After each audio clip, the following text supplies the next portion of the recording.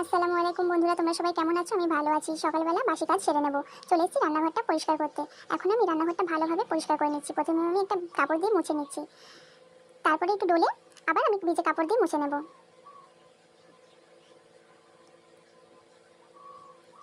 দেখো আমার রান্নাঘরটা মোছা হয়ে গেছে। এবারে রাতে রাখা বাসন আমি ভালো করে ধুয়ে নিয়েছি।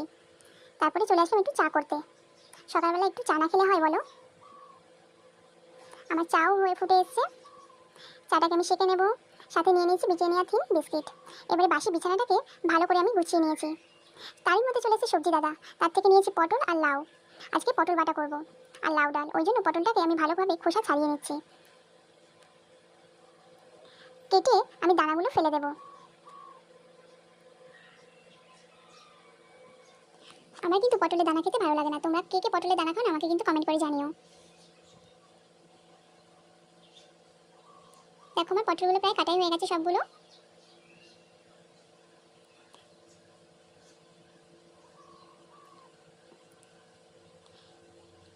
এখন খোসাগুলো একটা প্লাস্টিকের উপর ডাস্টবিনে ফেলে দেবো। এখন আমি একইভাবে একটু লাউটাও কেটে নেব। প্রথমে লাউটাকে আমি কেটে নিয়েছি বড় বড় করে, টুকরো টুকরো করে। তারপরে তার থেকে খোসাগুলো আমি ছাড়িয়ে দেবো।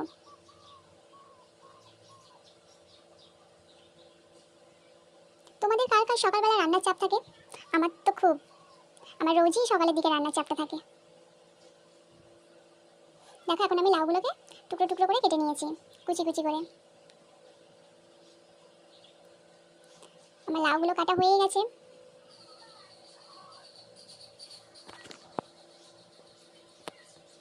দেখো এই দুটোকে আমি ভালোভাবে ধুয়ে নিয়েছি। এরপরে দুটো পেঁয়াজ নিয়ে নিয়েছি। পেঁয়াজ দুটোকে কুচিয়ে নেব।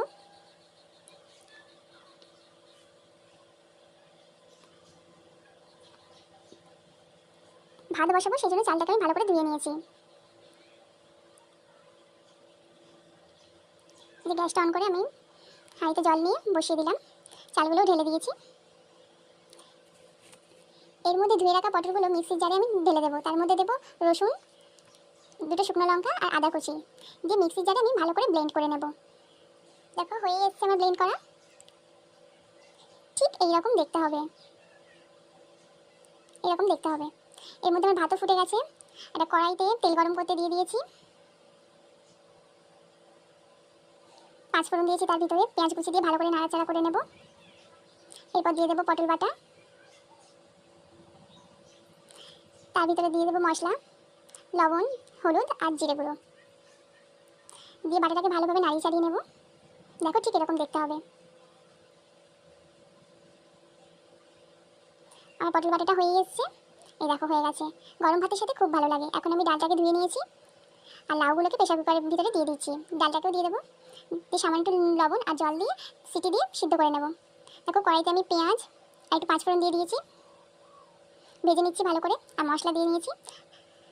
আমি কিন্তু এখানে লঙ্কা দিইনি, যেহেতু আমার বাচ্চা খাবে। আমি লাউটাকে ঢেলে দিয়েছি, দিয়ে একটু নাড়িয়ে চাড়িয়ে সামান্য একটু চিনি দিয়ে নিয়েছি। রান্নার কাজ শেষ করে চলে আসলাম ঘরটা পরিষ্কার করতে। ঝাড়ু দিয়ে নিচ্ছি ঘরটাকে আমি ভালো করে, দিয়ে বালতিতে জল ভরে তার ভিতরে একটু ফিনাইল দিয়ে দেবো। দেখো দিয়ে মপের সাহায্যে আমি মুছে নেব। পুরো ঘরটাকে আমি ভালোভাবে মুছে নেব। এই দেখো বন্ধুরা, আমার ঘর মোছা কিন্তু হয়ে গেছে।